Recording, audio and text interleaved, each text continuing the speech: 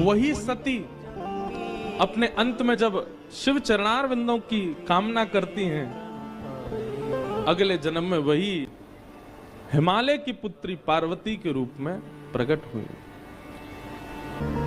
पार्वती जी के हिमालय में प्रकट होते ही, ये हिमालय जहां संतों का निवास अति बताया जाता है, संत जन हिमालय पर जाकर के अपने अपने डेरा जमाने लगे, शुभ संकेत होने लगे, सब जगह भजन साधना आदि सब योग बल प्रारंभ होने लगा। नारद जी महाराज को जब ये समाचार पड़ा कि हिमालय के यहां पुत्री ने जन्म लिया है, नारद जी पहुंचे और हिमालय ने खूब स्वागत किया, सत्कार किया, चरणों में प्रणाम करके अपनी कन्या को जैसे ही गोद में दिया, पूछा महाराज इस कन्या के विषय में कुछ बतलाइए, ये कन्या कैसी होगी, इसके गुण बताइए, इसके बारे में कुछ कहिए ना। और सबसे विशेष गुण पर प्रकाश डालते हुए नारद जी महाराज कहते हैं, आपकी जो ये लाली है ना, ये ब्याह के बाद अपने पति की अति प्रिय होगी। इनके जो पतिदेव होंगे वो इनसे बहुत प्रेम करने वाले होंगे, इसलिए आप बिल्कुल चिंतित मत होइए, आपकी लाली में सारे गुण ही गुण हैं। हिमालय महाराज बोले, आप तो गुणी गुण बताते जा रहे हो, कोई अवगुण नहीं है क्या? हमने आपकी लाली की हस्तरेखा देख करके दो चार कुछ अवगुण हैं, उनको मैंने पढ़ लिया, आप कह रहे हैं तो मैं आपको बता देता हूं। हिमालय महाराज, नैना देवी थोड़े से संकोच में आ गए, बोले बताइए भगवान, आपकी लाली का जिनसे ब्याह होगा वो कैसे होंगे? बोले अगुण, उनमें कोई गुण नहीं होगा, सारे गुणहीन।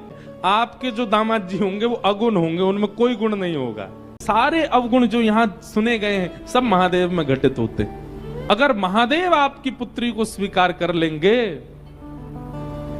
तो इनकी हस्तरेखा और इनकी जन्म कुंडली भी सत्य हो जाएगी और देव देव देव भी नहीं महादेव प्राप्त हो जाएंगे। लेकिन उसके लिए आपकी पुत्री को तप करना पड़ेगा, महादेव की प्राप्ति ऐसे नहीं हो जाएगी।